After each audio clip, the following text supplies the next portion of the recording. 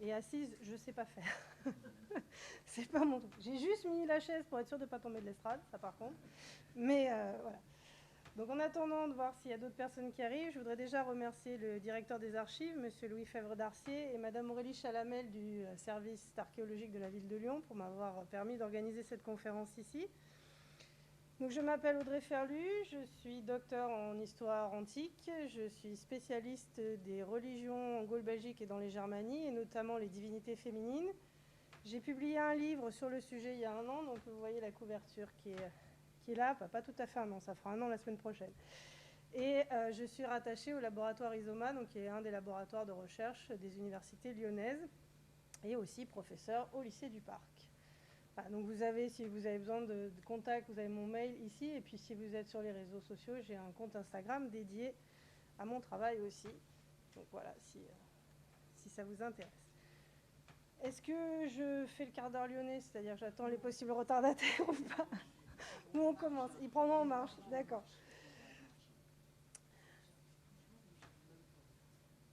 Donc, alors, les religions de la période antique, on les connaît aussi parce qu'on en a encore des réminiscences dans nos périodes contemporaines, c'est-à-dire qu'on a des images des religions antiques ou de l'Antiquité qui apparaissent dans plusieurs supports, que ce soit celle que l'on imagine de la Gaule indépendante, c'est-à-dire avant l'arrivée des Romains, ou que ce soit celle qu'on imagine après l'arrivée des Romains, et au moment de l'Empire, donc, c'est-à-dire entre 27 avant Jésus-Christ, l'arrivée d'Auguste, même si toutes les provinces de Gaule ne sont pas encore réalisées, même si elles sont conquises, et jusqu'à la mort des Sévères. Donc en fait, ce qu'aujourd'hui on a dans nos époques contemporaines, on l'a avec la pop culture, avec des publicités pour les parfums par exemple, avec des pop stars qui utilisent les images de l'Antiquité, et avec aussi l'intelligence artificielle aujourd'hui qui est en capacité de recréer, ou en tout cas d'imaginer recréer ce que pouvaient être des divinités, donc ici Junon. On a aussi la bande dessinée, avec, ici vous avez une image d'Alix Sénator qui montre Jupiter et une cérémonie dédiée à Jupiter, et finalement le plus ancien pour les Gaulois, Astérix, avec les Gaulois qui jurent par Taranis ou par Toutatis, et puis les Romains par Jupiter. Alors, on le connaît aussi à travers la mythologie, et souvent, en fait, on a des tendances à faire que les déesses grecques et les déesses romaines soient des déesses jumelles, c'est-à-dire Junon, Héra, Zeus, Jupiter, et en fait, ce n'est pas le cas. Donc, c'est parfois aussi, on a des méconnaissances comme ça. Et on a aussi des images qui ont été transmises, par exemple, pour la religion d'époque gauloise, le 19e siècle, où on voit des druides sacrifier une jeune verge sur un arbre, au pied d'un arbre, etc.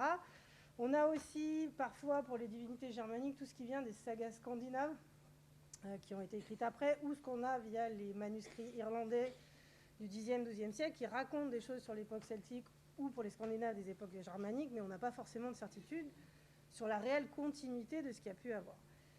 Et on a encore, effectivement, ce qui est le plus commun, donc chez les stéréotypes, je reviens à César et son par Jupiter, et puis ce qu'on croit savoir des divinités gauloises. Donc là, vous avez un extrait du Devin, où on a un certain nombre de divinités qui sont citées, donc Taranis, Sucellus, Esus, Epona, et encore Taranis. Donc ce sont des dieux qui existent, on a leur nom, donc ils existent bien, on les retrouve à l'époque impériale. Maintenant, ils sont beaucoup plus nombreux que ça, et les déesses, par exemple, Epona, c'est une parmi d'autres, mais il y en a beaucoup d'autres, et je vais essayer de vous montrer lesquelles. Alors, comment on sait finalement ce que sont ces divinités et comment on a leur nom? Alors, les sources littéraires sont très peu loquaces. On a une référence chez César, qui, dans la guerre des Gaules, présente les grands dieux gaulois, et pour les divinités féminines, il en présente une qu'il appelle Minerve, comme une déesse des arts et de l'industrie. Le problème, c'est que cette déesse Minerve des arts et de l'industrie, à l'époque impériale, on ne la retrouve pas. Il y a bien Minerve, mais elle est guerrière. Donc on retrouve la vision guerrière qu'avaient plutôt les Romains. Pour les Germanies, on a Tacite, qui a fait un ouvrage qui s'appelle « De la Germanie » et qui, lui, évoque 2 divinités féminines. Une qu'il appelle Isis, qui serait une déesse, en fait, un peu universelle, avec plein de caractéristiques. Et il utilise ce mot non pas parce que c'est la déesse égyptienne, mais parce que probablement ses lecteurs, quand ils parlent d'Isis, ils ont une visibilité de ce que peut être la divinité. Et il évoque aussi une divinité qui pourrait s'approcher de Freya, donc la divinité scandinave que l'on retrouve après. C'est tout ce qu'on a dans les sources littéraires pour les divinités féminines. On a un peu plus de choses pour les divinités masculines, mais pour les divinités féminines, c'est tout ce qu'on a. Donc si les sources littéraires sont d'aucun secours, ben, on a d'autres sources, c'est l'épigraphie, avec des inscriptions donc, sur pierre, donc de différents supports, mais généralement c'est du calcaire ou du grès. Et elles sont très utiles. La seule difficulté, c'est qu'elles ne permettent de voir qu'une frange de la société, c'est-à-dire la plus riche, puisque ces monuments coûtent relativement cher à être faits. Donc on a des difficultés aussi pour savoir ce qui se passe dans les couches les plus pauvres de la société. Et après, on a l'archéologie, puisqu'on arrive à fouiller des sanctuaires, et à travers la fouille des sanctuaires, on arrive à comprendre comment ça fonctionne. Alors, c'est plus simple si les sanctuaires ont été fouillés, on va dire, depuis la fin des années 1980 jusqu'à aujourd'hui, parce qu'ils ont fait ce qu'on appelle de l'archéologie du rite, ils ont tout gardé, y compris les morceaux de noyaux d'olive calcinés, ce qui fait qu'on peut tout étudier. Au 19e siècle, au 20e siècle, souvent, au moins dans les premières moitiés du 20e siècle, on ne garde que le mobilier, c'est-à-dire les grands bâtiments, les grandes inscriptions en pierre, et le reste, ça part dans les déchets. Donc on a plus de difficultés de savoir ce qui se passe. Donc ce que je vous propose, c'est un petit voyage à travers certaines provinces de Gaule et de Germanie pour comprendre qui étaient certaines de ces déesses et comment on les révérait. Donc j'ai exclu certaines provinces. Donc là, c'est une carte de la Gaule. Alors, il y a de plus en plus, on met Lugdunaise au lieu de Lyonnaise. Bon, je ne suis pas convaincue, mais on va dire qu'on va laisser comme ça pour le moment. Donc j'ai exclu la Narbonnaise tout simplement parce que c'est une occupation... Enfin, les Romains sont présents en Narbonnaise depuis beaucoup plus longtemps, donc dès la fin du 1er siècle avant Jésus-Christ. Enfin, elle est conquise avant, mais elle devient province au 1er siècle avant Jésus-Christ, donc il y a une plus grande antériorité de la présence romaine. J'ai exclu l'Aquitaine et la Lyonnaise, pas parce que je les aime pas, hein, mais tout simplement parce qu'il y a très peu d'inscriptions. En fait, il y a à peu près... Alors, il y a 500 inscriptions à des divinités pour la Lyonnaise et 600 pour l'Aquitaine. Mais il y a moins de 10% qui représentent des déesses sur une trentaine de sites différents à chaque fois. Donc c'est difficile d'arriver à trouver une vision assez claire. Surtout, dans le cas de la Lyonnaise et dans le cas de l'Aquitaine, il y a des autels tauroboliques, donc dédiés à Cybèle, enfin, ou Magna Mater, qui prennent le dessus. En fait, ils représentent à peu près un tiers à chaque fois des inscriptions que l'on a. Donc ce sont des cas particuliers. Donc j'ai décidé de me focaliser sur aussi les provinces que je connais le mieux. Donc ici, vous avez la première province qui est la Germanie inférieure. Donc c'est une province qui est créée à partir des Flaviens, donc à partir de, on va dire, des années 70 après Jésus-Christ, définitivement constituée à partir du règne de Domitien aux alentours de 84 après Jésus-Christ, et qui regroupe donc un certain nombre de territoires ici, et qui ont surtout la caractéristique d'avoir vu des peuples qui se trouvaient de l'autre côté du Rhin transférés de l'autre côté du Rhin pour remplacer des peuples que César avait massacrés, notamment les Éburons. Et on a une deuxième province qui va nous intéresser. Si mon pointeur fait ce qu'il veut. Donc c'est la Germanie supérieure. Donc la Germanie supérieure, elle est beaucoup plus, on va dire, longue, si je peux me permettre l'expression. Elle va donc ici du Rhin, le Main, le Neckar, et elle descend jusqu'à la Suisse. Et ces deux provinces, en fait, ce sont des morceaux qui ont été récupérés soit de la Lyonnaise, soit de la Belgique, auxquels on a ajouté des territoires qui avaient été nouvellement conquis, ou qui étaient un district militaire de la Gaule-Belgique, par exemple, pour la partie de la Germanie inférieure. Alors les cubes dans ces régions, ils se construisent, c'est-à-dire qu'on les voit apparaître progressivement. Oh, pardon. Donc, un de ceux qui est, on va dire, le mieux connu, ce sont les Matronae. C'est surtout celui où on a le plus d'inscriptions. C'est un culte auquel on a le plus d'inscriptions dans l'Empire romain en général, puisqu'on a découvert 955 inscriptions, 855 inscriptions, pardon, pour ces divinités, et tous les sites n'ont pas encore été fouillés complètement, donc il y a sûrement d'autres. Et elles ont surtout des épithètes, donc ça, le nom qui est accroché ici, et on a 60 épithètes différentes. Donc celui que vous avez là, les Ophaniae, c'est le plus courant, mais c'est les inscriptions les plus nombreuses, mais pour autant, ce n'est pas le seul. Donc on les trouve en Germanie inférieure, donc sur la carte que je vous ai montrée tout à l'heure, dans une partie de la Germanie inférieure qu'on appelle le territoire des Ubiens, et ces Ubiens font partie de ces peuples qui ont été transférés de l'autre côté du Rhin. Ils vivaient dans la partie est du Rhin, et aux environs de 38 avant Jésus-Christ, même si tout le monde n'est pas tout à fait d'accord sur la date, ils ont été transférés de l'autre côté du Rhin pour remplacer notamment les Éburons. Et ces inscriptions, elles vont entre le milieu du 1er siècle après Jésus-Christ et la dernière date de 255 après Jésus-Christ, ce qui est relativement tardif pour les inscriptions. En général, on n'en a plus vraiment après l'ère des Sévères, mais pas que pour celle-là. Hein. Pour la plupart, l'épigraphie disparaît on va dire après les Sévères, donc après 235. Leur nom, donc c'est dérivé du latin, donc matresse, hein, ce sont ce qu'on appelle les divinités mères. Alors en français on parle de déesse mère, plus vraiment aujourd'hui, on garde le nom Matronae, le mot déesse mère est resté chez les Allemands et chez les Anglo-Saxons plus que pour nous. Donc, on peut aussi savoir qui elles sont donc, par le nom, mais aussi ici, on les retrouve souvent avec des paniers de fruits sur leurs genoux, qui en fait, ce sont des symboles d'abondance. On va les trouver aussi sur les faces latérales des autels parfois, donc ça permet de connaître un petit peu les attentes des dédicants. Et puis, le dédicant, c'est celui qui fait la dédicace et l'offrande. Et puis, on a aussi un certain nombre d'autres représentations où on les voit avec un volumen, c'est-à-dire un rouleau qu'on déplie sur lequel, en fait, on écrivait le nom de la personne et qui représente à la fois la vie et la mort. Donc, elles sont à la fois protectrices de la vie et de la mort, protectrices de l'abondance, aussi bien l'abondance humaine que l'abondance des récoltes. Alors, ce culte, d'où il vient? Je reviens à ma carte. En fait, les Jubiens, ils vivaient ici, dans cette région-là, qu'on appelle après la Germania Magna, et ils sont transférés, donc, ici, là où on avait les Éburons, donc au 1er siècle avant Jésus-Christ. Et avec eux arrive un culte, essentiellement qui va se concentrer ici, dans la région qui est en grise. Ce culte, à l'origine, on le sait grâce à des recherches qui ont été faites sur le sanctuaire qui est ici, qui s'appelle le sanctuaire de Pêche, qui est un des plus anciens, était probablement lié à un culte avec la présence d'un arbre. Alors, ce n'est pas un culte à un arbre, mais c'est un culte avec la présence d'un arbre. Et progressivement, il était accompagné de déesses représentées en triple, et ces déesses vont progressivement prendre le dessus par rapport à cet arbre. Mais par contre, la représentation de l'arbre reste sur beaucoup de faces latérales des autels. Au Matronae, on a cette représentation de l'arbre, qui reste apparente sur les faces latérales. Donc probablement une réminiscence de ce que, en tout cas, c'est ce que plusieurs historiens pensent. Et moi la première. Ensuite, une fois, ici, vous avez pas mal de légions qui sont dans cette région. Donc un certain nombre de soldats de la première légion minervienne sont attirés par ce culte et transfèrent le culte ici à proximité de leur camp, donc à Bonn, qui se trouve ici. Et de là, des membres de l'élite locale le transfèrent à Cologne, qui est la capitale de la province. Et là, ce culte, il s'intègre dans le culte public, c'est-à-dire dans le culte civique de la cité.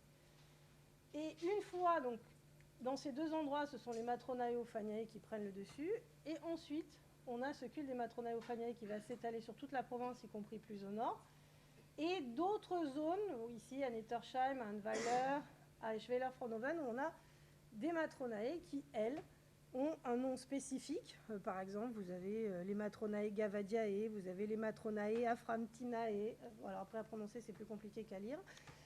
Et vous avez des sanctuaires ici qui peuvent avoir, comme ici à Morkernaf, on a 250 inscriptions dans un tout petit sanctuaire.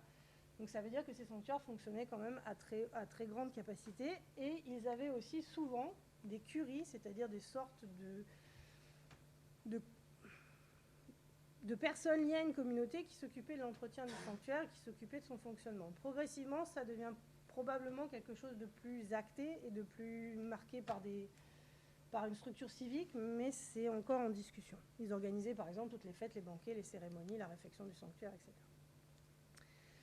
Autre divinité, c'est une divinité qui s'appelle Nealenia. Donc cette divinité, elle est, j'aurais pas dû enlever la carte, je vais la remettre. Donc elle est dans la même province, même si tous les historiens ne sont pas d'accord, mais on ne va pas rentrer dans le débat maintenant, et elle est ici en fait, donc complètement de l'autre côté. Pour autant, elle a un lien avec la capitale qui est Cologne. Vous allez me dire, mais comment c'est possible d'un coin à l'autre à l'époque romaine? On va expliquer tout ça. Donc cette déesse est une déesse qui sert à protéger les marchands. On le voit ici, on a une inscription faite par un négociateur. Elle sert à protéger les marchands qui traversaient la Manche pour aller donc livrer des marchandises en Bretagne, donc la Grande-Bretagne actuelle, et qui demandaient à cette déesse de les protéger de la fureur de la mer et d'éviter que eux, le bateau, les marchandises coulent.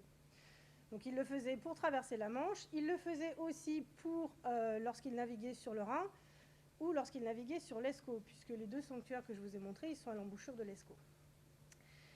Et donc les marchands, qui participent à la création et au développement de ces deux sanctuaires. Ce sont des marchands, soit de sel, essentiellement, qui ont un monopole sur le sel. Et il y a beaucoup de mines et de zones d'extraction de sel à la proximité de l'Escaut. Et ils ont ce monopole, mais leur centre principal est à Cologne. Donc en fait, ce sont des marchands de Cologne qui ont créé un réseau marchand qui transportent des marchandises à l'aide d'autres marchands qui sont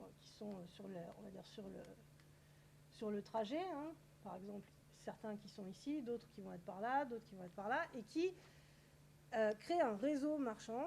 Et ils sont présents dans le sanctuaire, et à certaines périodes de l'année, donc il y a plus de navigation que d'autres. Et donc ce réseau marchand a déployé ce culte depuis Cologne, ici. Ça représente quelle ville aujourd'hui? Aujourd'hui, c'est la ville de Cologne-Platz et Dombourg. Elles existent toujours. C'est des petites villes à l'embouchure de l'Escaut, essentiellement des ports de pêche. Et d'ailleurs, si vous allez à Cologne-Platz, ils ont reconstitué le temple, qui était le temple à la déesse Néalénia. Alors pourquoi ils n'ont pas réutilisé les ruines? Tout simplement parce que les ruines, elles sont sous l'eau. Ils ont trouvé une grande partie des hôtels, tout simplement. Les pêcheurs, en remontant leur filet, ils ont remonté les hôtels avec. Donc c'est comme ça que ça a été trouvé. Donc il y a ces deux-là. Celui-là, il a été découvert au XVIIe siècle. En fait, dans les dunes, il avait été recouvert de sable parce que le cours de l'Escaut a complètement changé très rapidement dès le IIIe siècle après Jésus-Christ. Donc il y a une grande partie qui a été enfouie soit sous le sable, soit sous l'eau. Et il y a probablement un troisième sanctuaire par là, sous l'eau, mais qui n'a pas encore été fouillé. Et qui est très très difficile d'accès, donc probablement pas fouillé tout de suite. Et donc en fait c'est l'associabilité marchande qui a amené les éléments, et ça se voit aussi dans la forme des sculptures. Si vous vous souvenez de l'hôtel que je vous ai montré des Matronae, celui de Néalénia, il a quand même des ressemblances frappantes. Donc il y a de fortes chances qu'ils aient été préparés soit à Cologne, soit dans des ateliers sur le long du Rhin et de l'Escaut, et qu'ils aient été finalisés une fois arrivés sur place. Ce qui fait qu'en fait, ce qui explique aussi que les ateliers de sculpture sont assez proches dans la façon de faire. Donc les cultes, ils se construisent, les cultes, ils se développent avec des sociabilités différentes, et les cultes aussi, ils circulent. Alors pas tous, mais il y en a un qui est particulièrement représentatif. Donc ce sont des déesses qu'on appelle les Quadriviae ou Quadriviae. Il y a plusieurs façons de le voir selon les inscriptions. Et c'est un culte qui se développe dans les Germanies, mais qui vient de bien plus loin que ça, puisqu'il a traversé tout l'Empire. Donc en fait, ce culte quadriviae, on le trouve dans toutes les provinces qui sont encerclées en bleu. Donc en Tarraconaise, en Thrace, en Bétique, en Mésie, en Dacie, en Dalmatie, dans les deux Pannonies, en Aurique, en Rhétie, dans les deux Germanies, jusqu'en Bretagne, sur le mur d'Adrien, le mur d'Antonin. Pardon. Et le centre d'origine, en fait, donc là vous avez sur Google Maps, ça vaut ce que ça vaut, mais ça vous montre à peu près partout où on a trouvé des inscriptions qui sont dédiées à ces Quadriviae, donc la dernière étant à Westerwood, un des fortins sur le mur d'Adrien. Donc comment ils ont circulé? Alors on est quasiment sûr, mais on pense que le site d'origine c'est Petronell Carnuntum, donc Petronell c'est le nom d'origine, enfin le nom actuel, pardon, et Carnuntum c'est le nom d'époque antique, qui est en Autriche aujourd'hui. Et le Carnuntum, c'est le siège de la 14e Légion. Et c'est aussi le siège de nombreuses légions qui sont venues se battre pour soit alors au IIe siècle pour la Dacie, mais aussi vous avez pas mal au 1er siècle, à l'époque des Flaviens, de combats qui se font sur la frontière militaire ici pour étendre l'Empire. Donc il y a des légions qui viennent d'ici pour aller se battre ici, donc qui rencontrent les Quadriviae à Petronell et qui les ramènent avec eux. Simplement, selon les endroits, elles n'ont pas tout à fait la même signification. Donc à Petronell, ici, on les trouve avec d'autres divinités qu'on appelle les Sylvanae, qui sont des nymphes des bois, en fait, à la protection des bois sacrés, etc. Et les Quadriviae sont probablement à ce moment-là des nymphes aussi, perçues comme des nymphes, mais elles, des circulations et des routes. Et lorsque elles sont transférées ici, donc dans la zone des Germanies, elles deviennent des déesses des carrefours à 4 routes. C'est pour ça qu'elles s'appellent les Quadriviae. Et la première inscription qu'on a, c'est celle d'un bénéficiaire. Donc c'est quelqu'un qui a une mission particulière auprès d'un légat, qui est un des membres de l'administration, enfin pas de l'administration, un membre de l'armée, un haut placé de l'armée dans cette région. Et il a donc choisi de faire une dédicace ici je me suis perdue. Alors, où est-ce qu'il est? Dans cette zone ici, pour donc ces quadriviae, et aussi en l'honneur du légat pour lequel il a travaillé. Je vous en prie. Et vous avez aussi un autre à Cologne, si j'arrive à retrouver. Voilà, vers ici, donc à Cologne, vous avez aussi un vétéran de l'aile de Noric, donc lui, c'est un auxiliaire de l'armée romaine, qui donc est d'origine probablement ici, et qui lui aussi a fait une dédicace, alors lui au quadriviae, au biviae, au viae, au sémitae. Donc il a fait aux déesses des 4 voix, des 2 voix, des voix et sémites. Alors pourquoi sémites, on n'en sait rien. C'est une des rares fois où on le voit apparaître, donc c'est difficile. Et puis donc, ces déesses, elles sont allées jusqu'en Bretagne. Donc la Grande-Bretagne actuelle, pardon. À la limite, en fait, donc sur le mur d'Antonin, c'est-à-dire à la limite entre l'Empire romain et ce qu'on appelait la Calédonie à l'époque, donc ce qui est l'Écosse actuelle. Donc, comment elles sont arrivées si loin?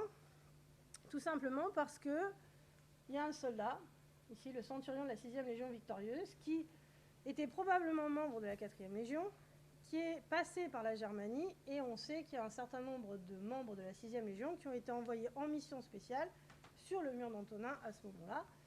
Et donc il est parti avec sa femme, et c'est sa femme qui a fait la dédicace, on l'a trouvée juste en dehors du fortin, et elle est donc probablement, ils connaissent les Quadriviae, les Sylvanae, c'est comme ça qu'on sait que ça vient de Carnuntum, parce que c'est le seul endroit où on a les deux en même temps, les deux types de divinités en même temps, ailleurs on les trouve pas. Et donc, ils ont transféré ce culte. Alors, il ne s'est pas déployé après sur la province de Bretagne, enfin autant qu'on peut le savoir avec les ressources qu'on a pu découvrir. Mais en tout cas, on voit que ça peut circuler et que les personnes aussi peuvent choisir de révérer des divinités qui leur sont familières, même très très loin de leur base initiale. Et que pour la Germanie, ça a permis de déployer parce que d'autres soldats et les populations locales ont pu le faire. Westerwood, c'est un petit fortin. Le mur d'Antonin, il dure de 148 à 160, donc ça n'a pas forcément eu le temps non plus de se déployer. Et les populations locales, il n'y a pas de grande ville, il n'y a pas de grande cité autour. Donc c'est très très difficile de déployer des cultes comme cela. Alors il y a d'autres divinités. Donc pour le moment, tout ce que je vous ai montré sont des divinités soit d'origine dont le nom est d'origine germanique ou le nom est d'origine celtique ou adapté du latin. Mais il y a aussi des divinités gréco-romaines. Et ces divinités gréco-romaines, on va les trouver sous une forme particulière. Alors, on ne va pas les trouver que comme ça, mais j'ai choisi de vous montrer ça. C'est ce qu'on appelle les colonnes à Jupiter, ou les colonnes à Languipède, ou les pierres à 4 divinités, ça dépend.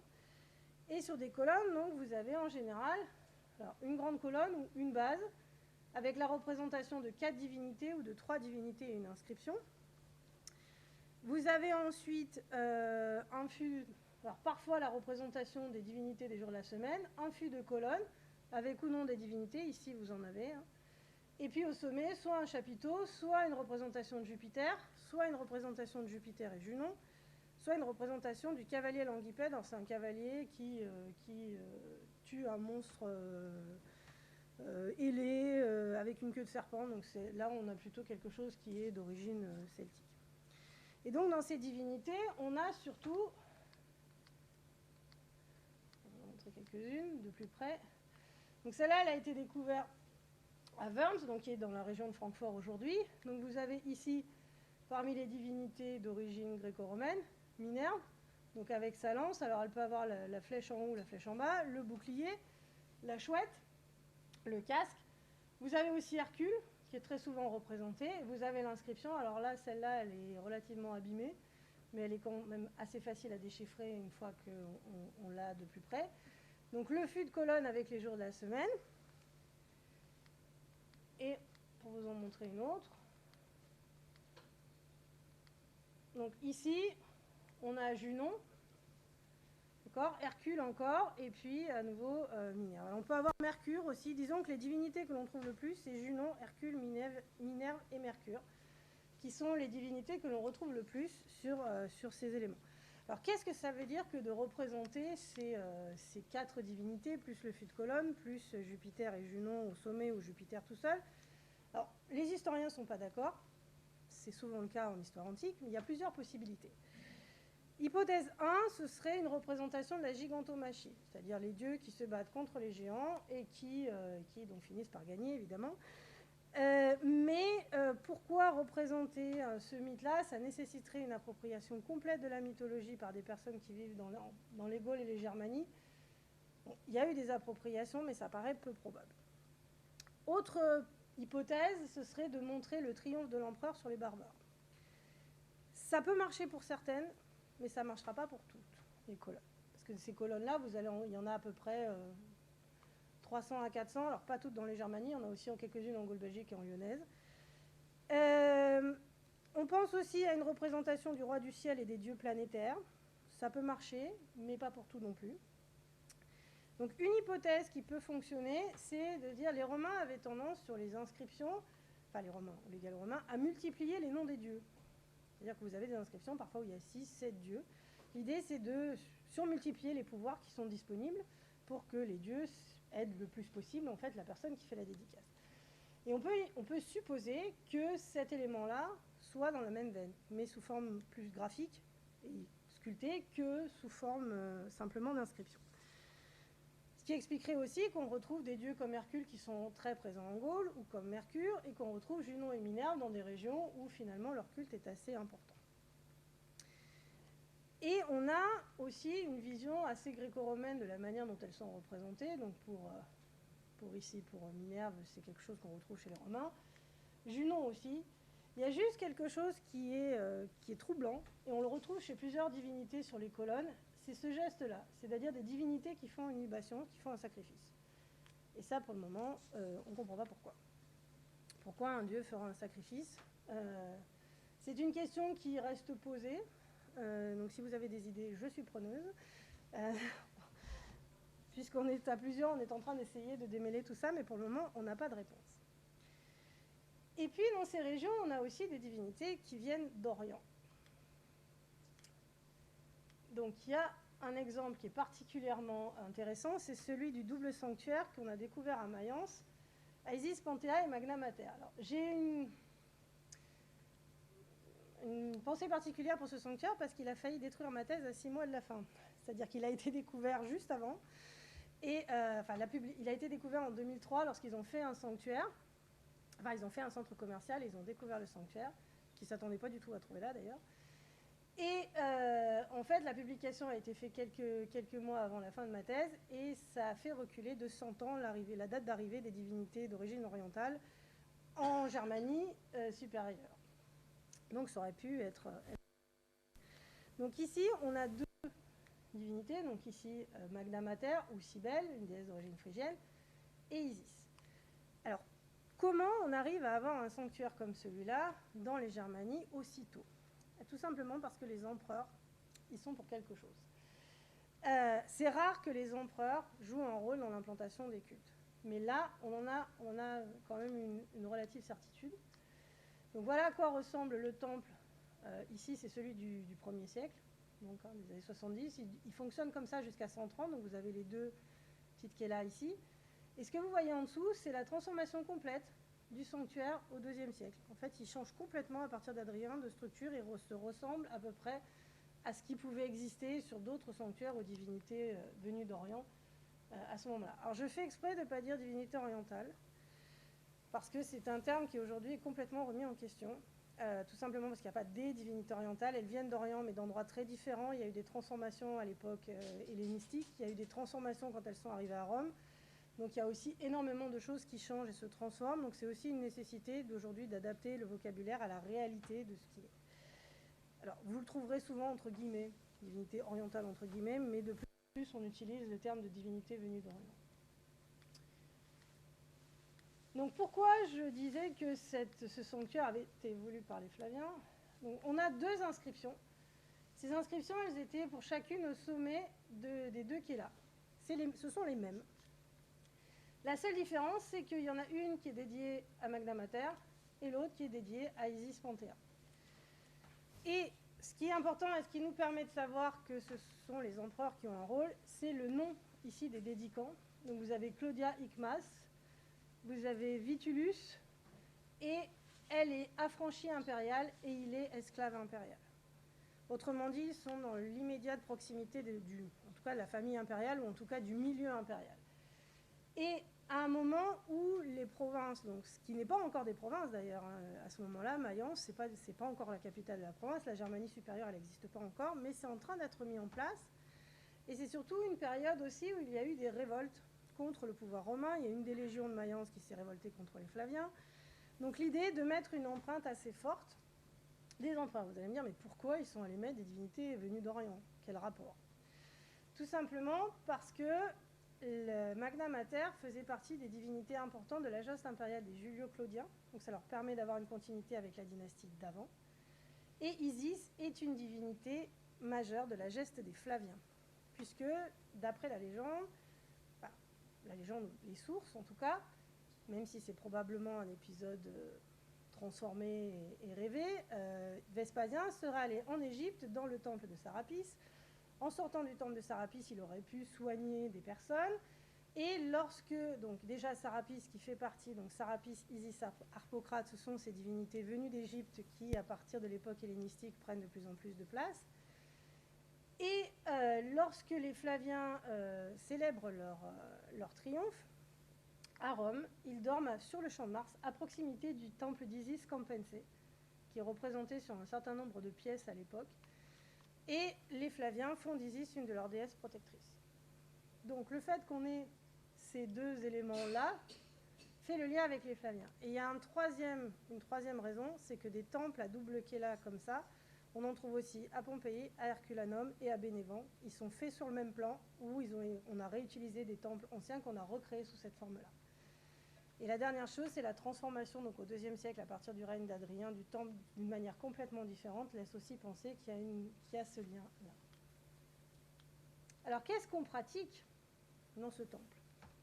Alors, il y a un premier rite qu'on appelle le votum. Alors, vous allez me croire sur parole, il y a marqué VSLM, ça veut dire votum solvit libens merito, ça veut dire que la personne, en l'occurrence ici la fille du légat, a fait un vœu de bon gré à juste titre, autrement dit, elle a fait un vœu, elle a attendu que la déesse réponde à son vœu et elle a offert ce qu'on lui avait demandé. Et je reviendrai sur le rite après le votum un peu plus tard. Vous avez aussi des pratiques rituelles non romaines. Donc là, c'est l'avantage du sanctuaire de Mayence, c'est qu'ils ont tout gardé. Donc on peut faire de l'archéologie du rite. Donc il y a un certain nombre de produits, notamment des figues, etc., qu'on retrouve assez peu, généralement, dans les sanctuaires de cette zone, et qui ne sont pas forcément ceux qu'on offre le plus dans ces régions. Alors les offrandes végétales, c'est probablement celles qui étaient les plus fréquentes aussi, d'abord parce que c'est celles qui coûtaient les moins cher, et c'est celles qui laissent aussi parfois le moins de traces. Avec et oui, il y a de la magie noire. Donc c'est ce qu'on appelle des tablettes de défiction, et puis il y a aussi ce qu'on a appelé des poupées entre guillemets vaudou. Alors le terme n'est pas est très anachronique, mais en fait c'est des poupées en argile avec, on a trouvé des aiguilles plantées dedans, donc c'est effectivement... Donc l'idée ce sont des plaques en plomb qui étaient rouges, jetées dans un feu, et on les a trouvées à l'arrière de l'autel dédié à Magna Mater. Donc alors il y a plusieurs choses en général sur ces plaques.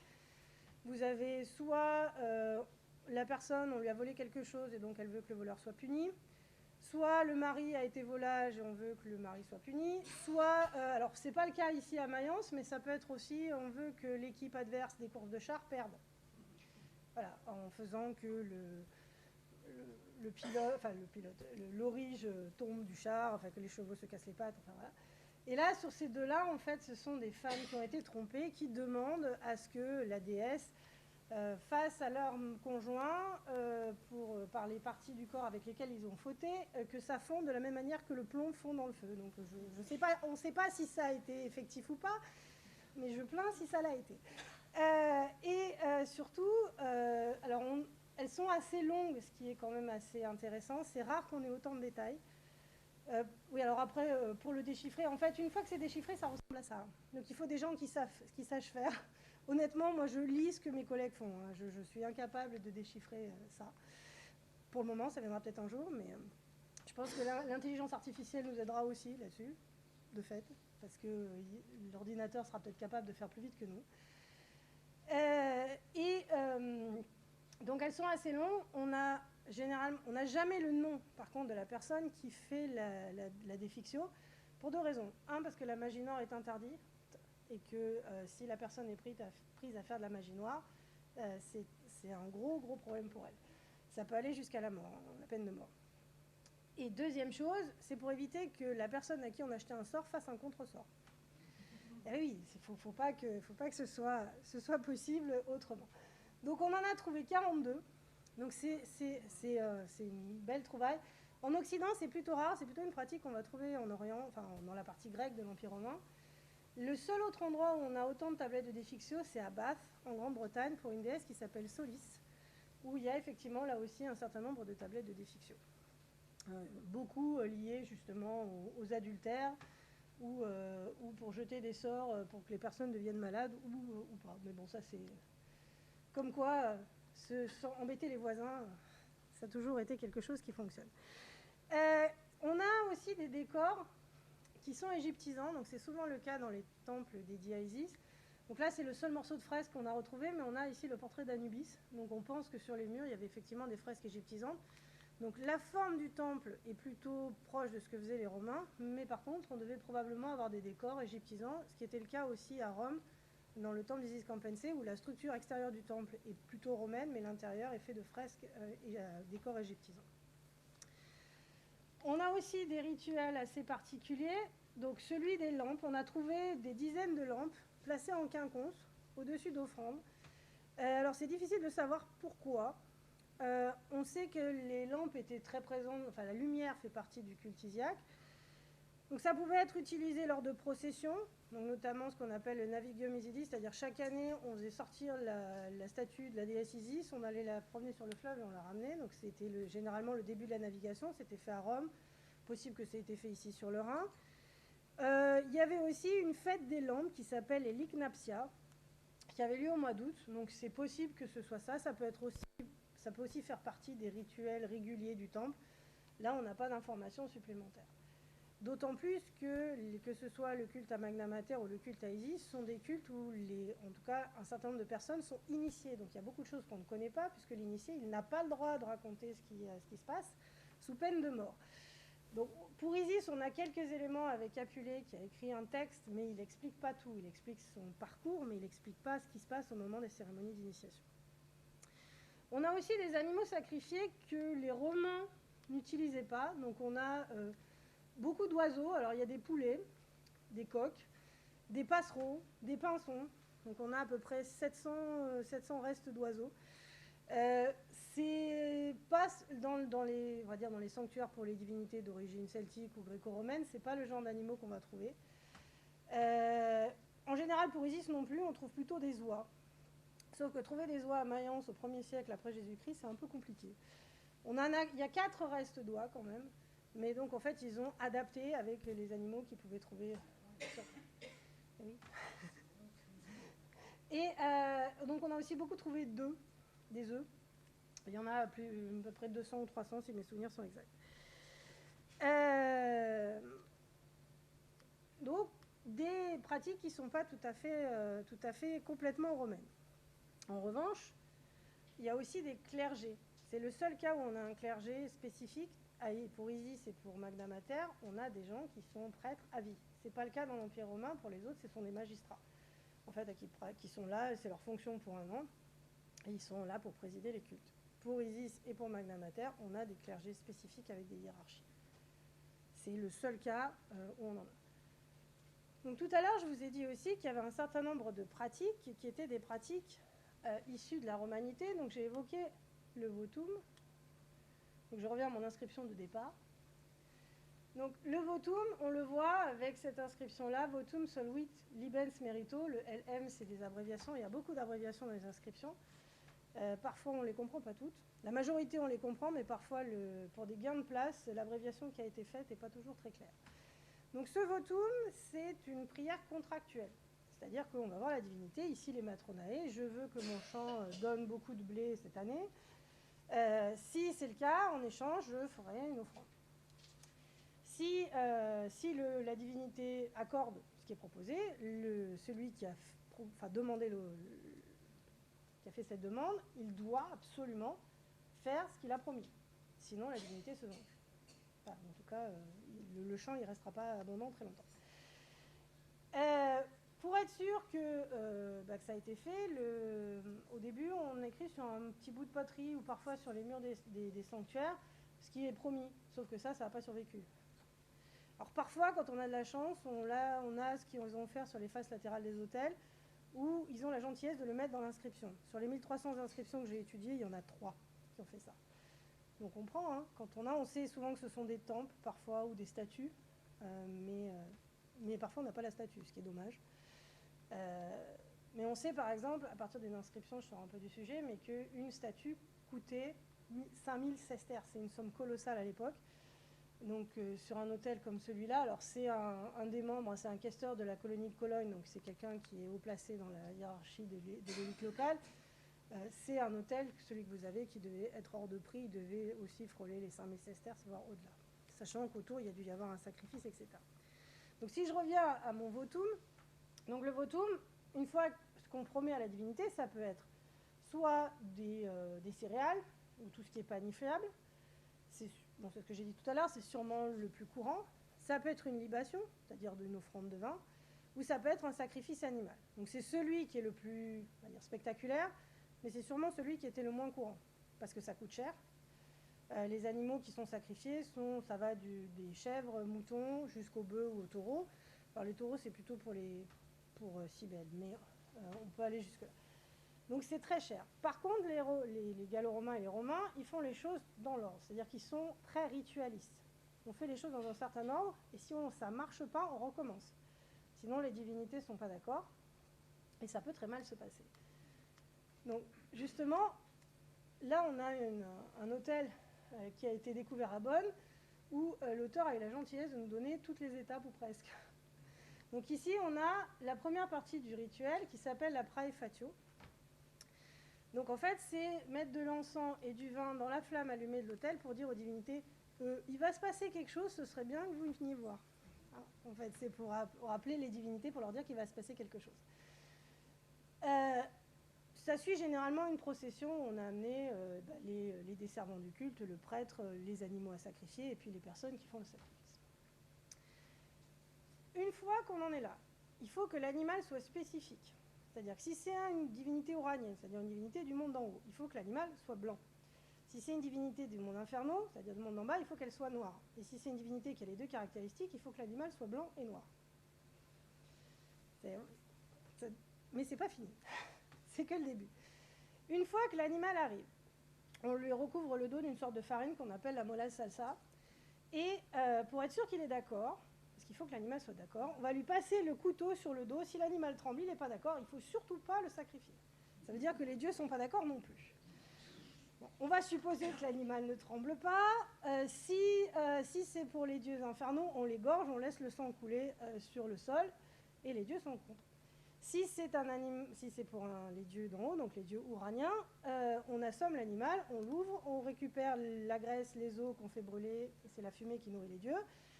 Et le reste, une fois que tout ça est fait, le prêtre touche à nouveau l'animal, le ramène dans le monde des hommes, et après vous avez des ateliers de boucherie qui, dans les sanctuaires, distribuent en fait la viande entre les différents participants. Donc là, c'est ce qu'on voit probablement, vous avez des banquets, vous avez tout un tas d'éléments. Donc là, on sait que probablement il y a un porc qui a été offert, puisqu'on voit que le desservant du culte, il transporte un porcelet. Là, vous avez la marmite qui sert à la cuisson. Donc probablement un certain nombre d'éléments qui nous permettent de savoir qu'à cet endroit à Bonn, il y avait toutes les étapes possibles, y compris les ateliers de boucherie, pour redistribuer, soit entre les membres de la famille, soit si c'est des grands sacrifices à l'échelle de la cité, c'est entre les membres de la cité qui sont présents lors du sacrifice. Donc rien ne se permet. Par contre, il faut être sûr d'avoir touché l'animal pour le ramener dans le monde des hommes. Sinon, on mange ce qui appartient aux dieux et les dieux ne sont pas d'accord. Donc quand on dit qu'il faut tout faire dans l'ordre, il faut vraiment tout faire dans l'ordre. Et on a des cas, alors pas forcément ici, mais on a des cas dans les sources littéraires où on vous raconte qu'ils refont le rituel 2, 3, 4 fois jusqu'à ce que tout soit fait correctement pour éviter de casser la paix des dieux et que les dieux deviennent très très en colère. Alors, qui sont ces dédicants? Parce que je vous ai dit, c'est des divinités féminines. Donc première question qu'on peut se poser, c'est de dire, c'est des femmes. Eh bien non. La majorité des dédicants sont des hommes. Tout simplement, donc là vous avez aussi les types d'offrandes, je vais peut-être aller un peu vite.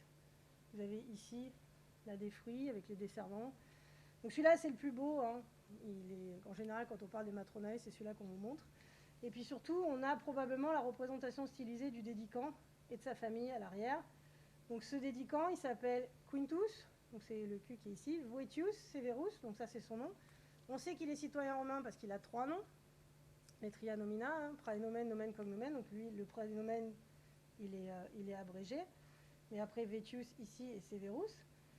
On sait qu'il est questeur, donc autrement dit, il est dans les cités, si vous voulez, vous avez le questeur, c'est l'élément de hiérarchie juste avant le douumvir qui correspond au consul à Rome, hein, si on fait l'équivalent. Donc il est généralement chargé des finances publiques.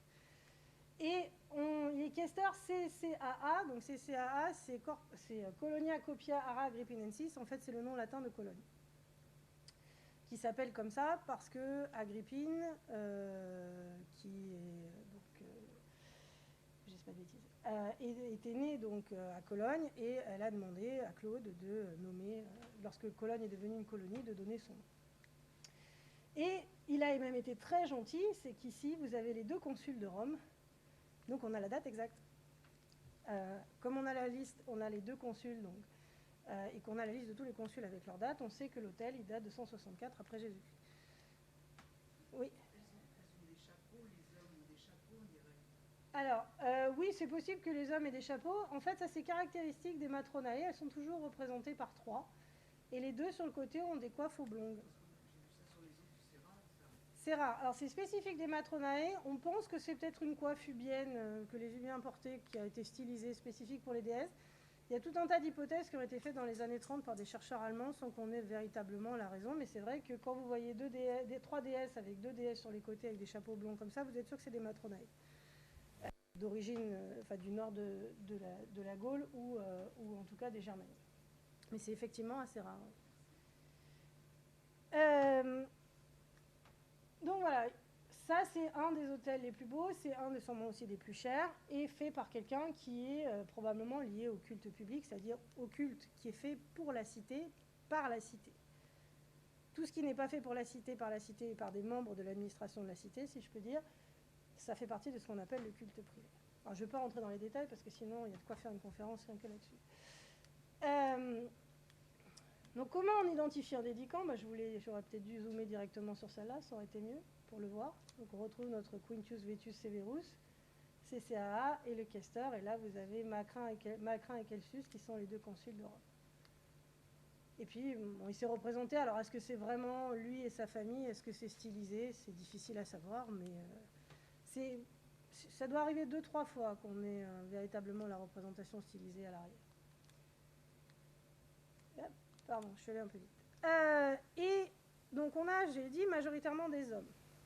Pourquoi majoritairement des hommes ? Tout simplement parce que c'est le rôle du père de famille de faire tout ce qui est lié à la religion, que ce soit à la maison ou que ce soit à l'extérieur. C'est lui qui tient les finances et qui maîtrise l'argent de la famille.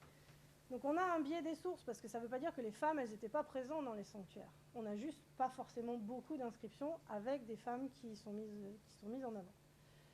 Donc c'est difficile à savoir, certaines resteront à jamais anonymes, de même que les affranchis et les esclaves. On en a quelques-uns qui sont représentés sur les inscriptions, mais c'est moins d'1% sur 1300 inscriptions. Ça ne veut pas dire pour autant qu'ils n'étaient pas présents dans les sanctuaires et qu'ils ne faisaient pas partie du culte. Mais on n'a pas de visibilité épigraphique. Alors il y a quelques déesses qui ont quand même plus de femmes que les autres. C'est les déesses venues d'Orient, où là on a une majorité de femmes dans les inscriptions. Et les divinités comme Damona, Rosmerta ou Sirona, qui sont des divinités qui soignent en fait à partir des caractéristiques des eaux dans les sanctuaires salutifères. Donc on va dans le sanctuaire parce qu'on est malade ou parce qu'on a un problème. Et on va demander à un couple de divinités, généralement Apollon et Sirona, Apollon et Rosmerta, ou Damona, une version apollonienne gauloise, on va dire, de soigner. Donc le dieu, c'est lui qui fait le soin, et la déesse, elle représente le caractère salutifère de la source, et elle l'aide. Donc là, on a beaucoup de femmes qui sont présentes dans les inscriptions. Alors, est-ce que les femmes étaient plus malades que d'autres ? J'en sais rien. Pour le moment, c'est difficile à savoir, mais en tout cas, on a ce cadre-là, où on a plus de femmes que d'autres.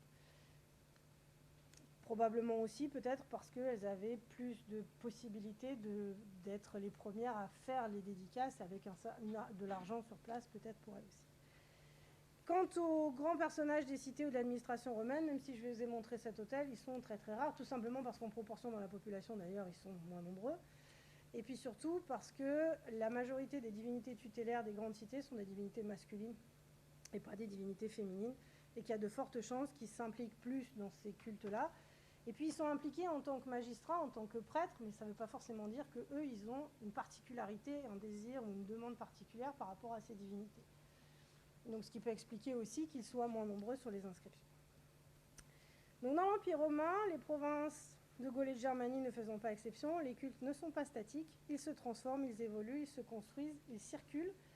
Ils dépendent aussi des besoins des individus, de leurs relations quotidiennes aux dieux.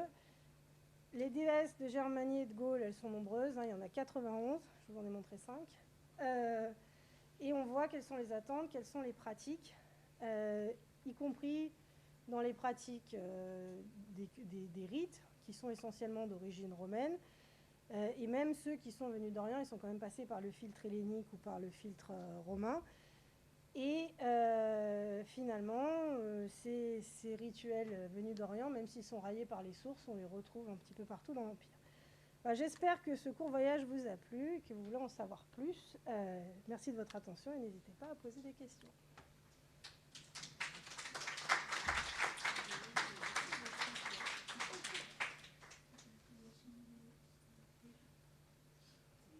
Oui.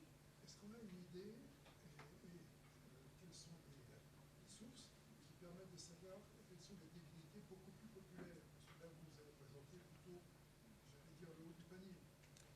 Les divinités les plus populaires, si tant est que l'épigraphie nous montre la popularité, mais les matronae que je vous ai montrés, il y a 855 inscriptions au total, ça fait partie des divinités les plus populaires de Germanie inférieure. En Germanie supérieure, c'est plutôt les divinités d'origine gréco-romaine. Junon, Minerve, c'est elles qui en ont le plus. Pour Junon, on a à peu près 400 inscriptions. Alors que par exemple, les matronae, on en a 3. Donc ça varie selon les provinces, ça varie selon les désirs aussi. On sait que par exemple pour la Gaule Belgique, il y a beaucoup moins d'inscriptions que pour la Germanie supérieure et la Germanie inférieure. Par contre, on a plus de sculptures. Et ce sont essentiellement les déesses d'origine, dont le nom est d'origine celtique, Epona, Rosmerta, Sirona, etc., qu'on retrouve le plus. Donc ça dépend des provinces, ça dépend aussi du nombre de grandes cités, de camps militaires. On a plus ou moins aussi d'inscriptions et plus ou moins de présence de l'épigraphie. Mais si on regarde à Lyon, par exemple, j'ai été surprise, Junon, il n'y a pas d'inscription à Junon. Du tout. Alors, est-ce que c'est parce que les sources sont lacunaires? Qui est possible. Enfin, à Lyon, les inscriptions de Lyon, elles ont quand même été plus que bien fouillées et analysées, documentées. Est-ce que les gens ne révéraient pas Junon? Peu probable. Mais pour autant, voilà, il peut y avoir aussi des biais de source, c'est-à-dire d'avoir des sanctuaires qui fonctionnent, mais dont on n'a pas l'épigraphie. Par exemple, les sanctuaires que je vous ai montrés, l'épigraphie disparaît au milieu du IIIe siècle. Pour autant, les sanctuaires, ils continuent à fonctionner.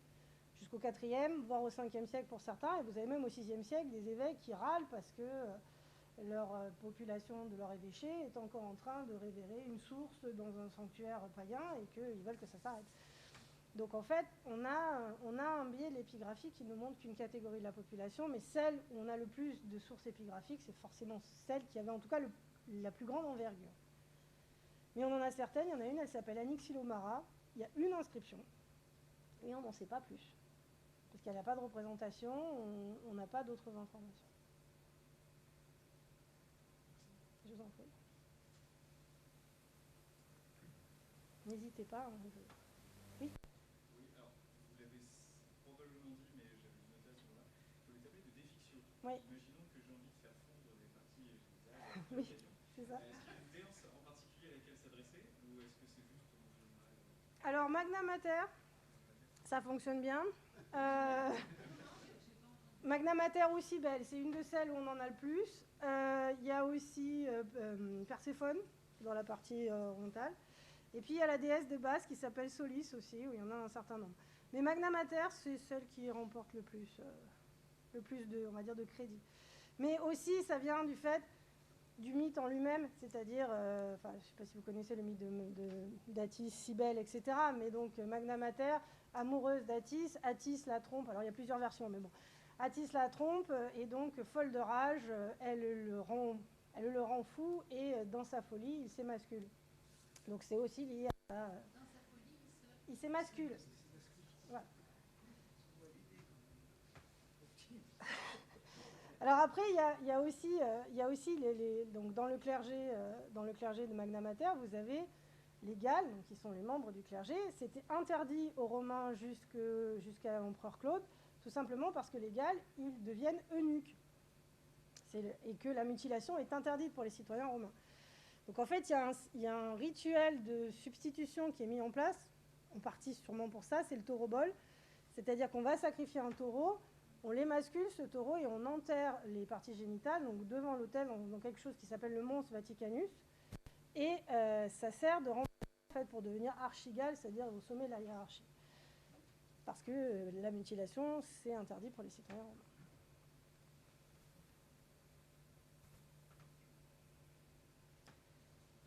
Après, en général, les tablettes des fixos, c'est les femmes qui les font. Les femmes ou ceux qui veulent faire perdre l'écurie adverse. Oui. Et dans les peuples celtiques, c'était très pratiqué. La magie noire? Oui, la guerre, pas plus. Alors, la magie noire, on a peu de traces, mais c'est pas exclu qu'il y ait des pratiques magiques. De ce qui se passe avant l'arrivée des Romains, alors on a des traces dans les sanctuaires. On a des sanctuaires qui ont été fouillés, notamment les sanctuaires de Picardie qui sont Gournay-sur-Aronde et Ribemont-sur-Aran qui ont été fouillés à la fin des années 1980, où on connaît les pratiques justement parce que la fouille a été faite en prenant tout en compte. On sait qu'il y a des sacrifices d'animaux, simplement les animaux ne sont pas tout à fait les mêmes que ceux qu'on trouve à l'époque romaine. Il va y avoir des chevaux par exemple, même si ça reste assez rare, il va y avoir des chiens, mais ce sont des animaux domestiques. C'est-à-dire que le sanglier, tout ça... le mythe d'Astérix, les Gaulois avec des sangliers, même dans la consommation alimentaire, en fait, pas du tout. Ils font de l'agriculture et de l'élevage comme nous. On sait aussi qu'il y a il y a des éléments humains, mais ce n'est pas des sacrifices humains, c'est-à-dire que ce sont des ennemis vaincus et morts sur le champ de bataille, dont on ramène les squelettes auxquels on donne un traitement particulier dans le cadre d'un rituel. Mais il n'y a pas de sacrifice humain, en tout cas pas après le IIIe siècle, même si César, lui, le dit, mais simplement César, il réutilise un texte qui date de Posidonios d'Apamée, qui date du IIIe siècle avant Jésus-Christ. Donc en fait, il a 2 siècles de retard sur ce qui se passe. On a aussi des grands banquets. Ça a été très bien documenté à Coran, en Auvergne, par les travaux de Mathieu Pou, qui est de l'Université de Lyon, où on a des grands banquets à proximité de cérémonies religieuses qui englobent tout le groupe social, en fait, notamment les guerriers. Et c'est pour ça qu'on a aussi énormément d'amphores brisées à proximité de ces sanctuaires. Donc on arrive à savoir par l'archéologie un certain nombre de choses, en lisant à travers les sources littéraires entre les lignes. Après, effectivement, les noms de divinités d'origine celtique ou d'origine germanique qu'on a à l'époque impériale, rien ne garantit qu'elles aient existé avant. Peut-être que oui, peut-être que non. Sachant que moi, les sanctuaires que j'ai étudiés, une partie de ceux que j'ai montrés, il n'y a pas de trace d'existence du sanctuaire avant. Par contre, à Ribemont-sur-Aran ou à Gournay-sur-Aronde, on sait, ou même à Coran, on sait que les sanctuaires continuent à fonctionner après l'arrivée des Romains, avec quelques transformations, mais sans plus. Donc en fait, c'est difficile de savoir si elles existaient avant. Pour les Ubiens qui ont été transférés de l'autre côté du Rhin, qu'est-ce qui se passait de l'autre côté du Rhin? C'est difficile à savoir. Il y a cette idée de la présence d'un arbre dans les premiers cultes liés au Matronae, mais tout simplement parce qu'on a des structures sacrées dans le sanctuaire de pêche autour du reste. L'arbre, on en a la trace, en fait, si vous voulez. On n'a plus l'arbre, mais il y a la trace et de la structure sacrée autour. Donc on a des éléments, mais de là à savoir s'ils étaient présents ou pas. Il y a par exemple aussi quelque chose qui a été longtemps dit, c'est que les phanums, qui sont des sanctuaires d'une forme particulière, qui sont des sanctuaires, des temples qui sont de forme quadrangulaire, avec un déambulatoire autour. Pendant longtemps, on a dit que c'est des temples gaulois qu'on a réutilisés à l'époque impériale. En fait, pas du tout. C'est un modèle de temple qui est apparu à l'époque impériale dans ces endroits-là. Alors on le retrouve en Allemagne actuelle, en Belgique, en lyonnaise, etc. Mais ce sont des formes de sanctuaires qui sont dites de la culture impériale romaine. Donc si ça vous intéresse, les phannomes, il y a tous les travaux d'Isabelle Fauduet, elle a fait même un atlas où ils sont tous répertoriés, où elle les explique les uns après les autres, c'est vraiment très très bien fait. Oui. Moi, je voulais savoir si c'était des déesses gauloises qui avaient été transformées ou si elles étaient vraiment apparues telles qu'elles étaient à cette époque-là. On ne le sait pas. Ah, on sait pas. On peut supposer que, mais on n'en a aucune certitude. Alors, s'il y en a un d'entre vous qui arrive à inventer une machine à voyager dans le temps, je suis preneuse. Je pense que je ne serai pas la seule historienne dans le cas. Mais non, malheureusement, on n'en a pas la certitude. Alors, pas tout à fait. Par exemple, une déesse comme Epona. Dans les sources littéraires, on sait qu'elle existe. On a des traces de cette déesse, ou en tout cas des représentations sur des documents d'époque celtique, y compris le chaudron de Gundenstruck et le chaudron du VIe siècle, où on a aussi Cernunnos, etc. Donc là, oui, pour elle, oui. Elle existe avant, on la retrouve à l'époque romaine. Après, est-ce que c'est la même? Ça, c'est encore autre chose. Pour celle-là, oui. Mais pour toutes celles qu'on voit apparaître par l'épigraphie au 1er, 2e, 3e siècle, peut-être, mais rien ne le garantit. Moi, j'aurais tendance à dire qu'il y a des chances quand même, mais c'est plus une hypothèse qu'autre chose. Je ne peux pas le prouver. Ça, c'est des déesses qui viennent du monde romain. Oui et non. C'est-à-dire que, enfin, on les connaît par la capacité d'écriture et de représentation figurée que les Romains amènent et dans lequel les populations de ces zones-là, finalement, se fondent. Des inscriptions d'époque gauloise, on en a. On n'en a pas beaucoup, mais on en a. On en a 400 en alphabet grec. Parce qu'en fait, ils ont des contacts avec les Grecs, donc ils ont utilisé l'alphabet grec pour écrire le gaulois. Il n'y en a pas beaucoup. Il y a quelques divinités qui sont évoquées, donc Epona en fait partie, ce qui fait probablement aussi le lien pour elle. Mais effectivement, ça peut très bien être des déesses qui sont apparues à l'époque romaine. Et qu'est-ce qui les intitulait déesses? C'est une croyance? Dans les inscriptions, tout simplement, souvent il y a marqué Déa. Déae, déesse, voilà, la déesse Néalénia, au dieu Mercure, au dieu Donc c'était forcément une transmission de savoir. Probablement, oui. Probablement, mais voilà, c'est une possibilité. Ça peut être aussi une apparition ex nihilo, ce qui serait quand même un peu étrange. On a aussi ce qu'on appelle le phénomène des interpretatio, c'est-à-dire que, par exemple, Junon, que j'ai évoqué tout à l'heure, en Germanie supérieure, lorsqu'elle est représentée au sommet des colonnes à Jupiter, avec Jupiter, c'est une forme de représentation qu'on ne trouve que dans la région de Worms en Allemagne, c'est au sommet, enfin les Junon et Jupiter au sommet. Et il y a de fortes chances que ce soit une réinterprétation de quelque chose qui existait avant. On a aussi donc le fait qu'on ait des divinités qui ont, par exemple, des épithètes. Donc elles ont un nom romain, mais elles ont un épithète d'origine celtique.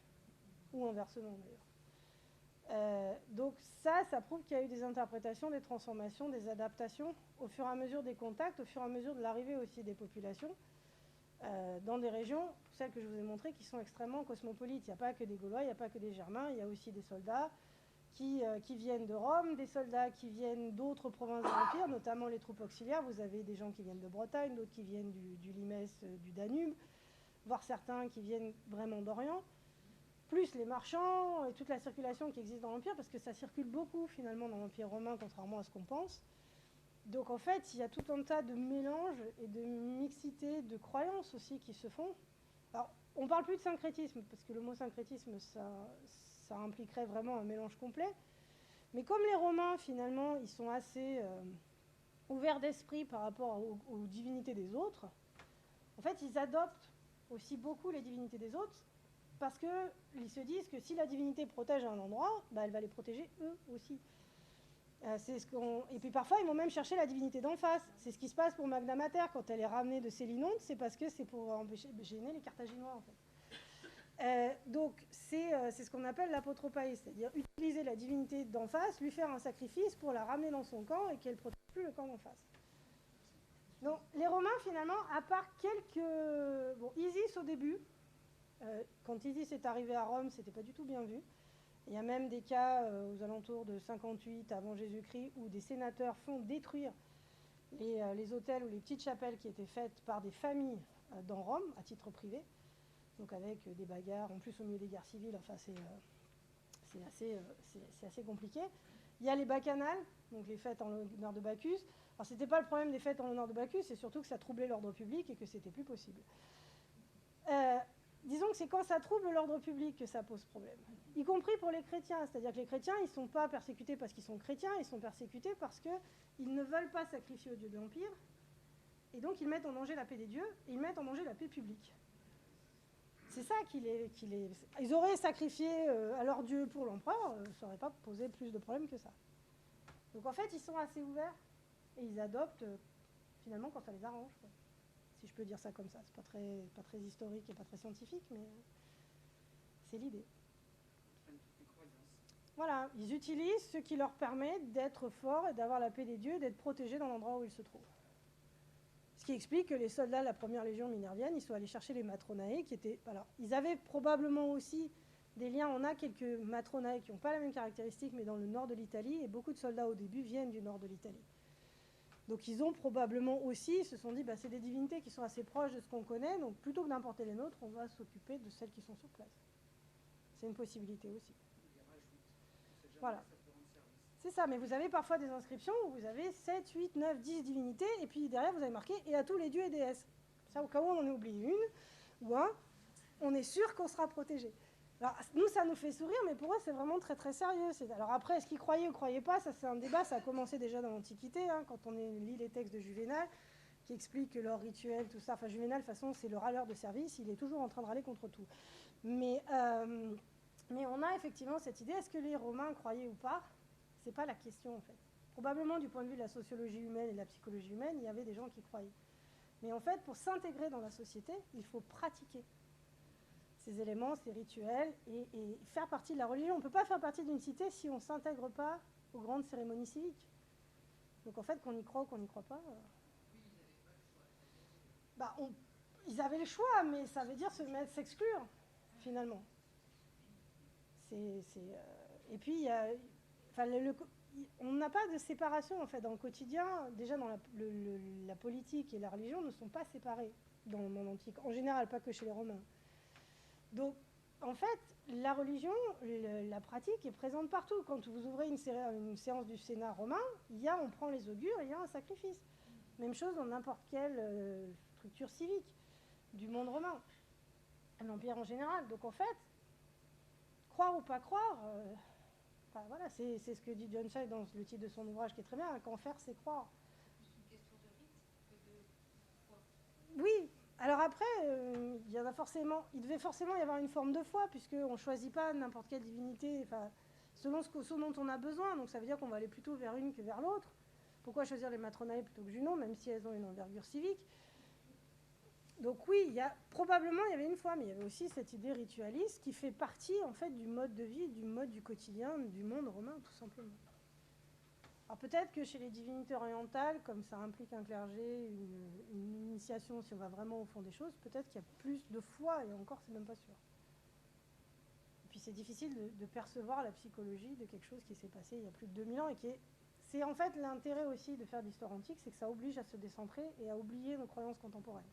Pas toujours facile, mais je dirais, après je ne vais pas dire que les autres périodes c'est pas le cas, mais Antiquité, Moyen-Âge, c'est vraiment des moments où il faut complètement se décentrer par rapport à notre façon de penser. Et en religion en particulier, nous qui sommes monothéistes, les sociétés qui sommes monothéistes, plutôt, ou en tout cas plus familiers avec le monothéisme qu'avec le paganisme. Oui.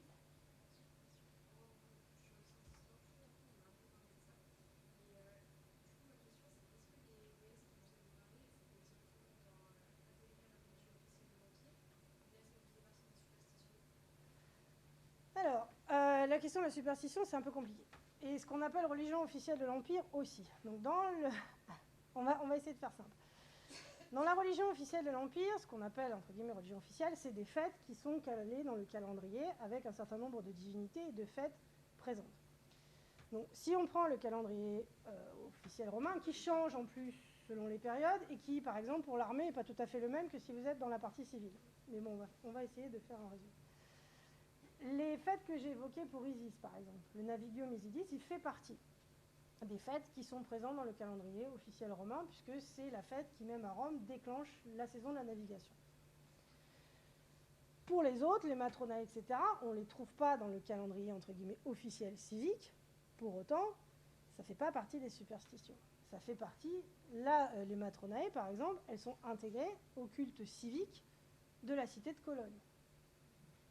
C'est-à-dire que selon les territoires, il peut y avoir aussi des choix de divinités tutélaires, de calendriers spécifiques aussi à certaines cités, qui ne sont pas forcément celles du calendrier entre guillemets, qu'on a à Rome, mais pas pour autant fait partie de la superstition. La superstition, c'est tout ce qui, finalement, ne répond pas aux critères du rituel romain, si je peux le dire comme ça. Mais il y a de quoi faire un cours de licence dessus. Hein. C'est qui votre prof? Non, je plaisante.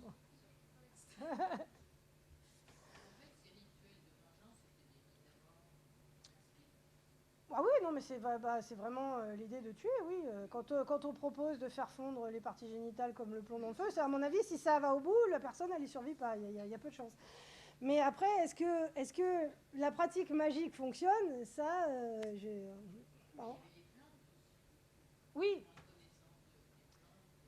Bah, on sait que, par exemple, à Rome, il y avait des femmes qui étaient spécialisées justement dans ces poupées comme ça, où on plantait des aiguilles, avec effectivement des poisons.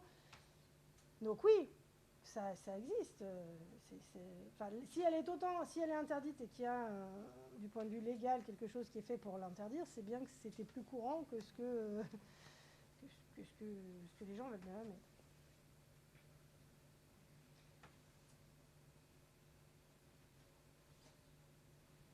D'autres questions? Non? Je vous remercie. Et puis, si vous voulez d'autres renseignements, n'hésitez pas à m'envoyer des mails ou sur Instagram.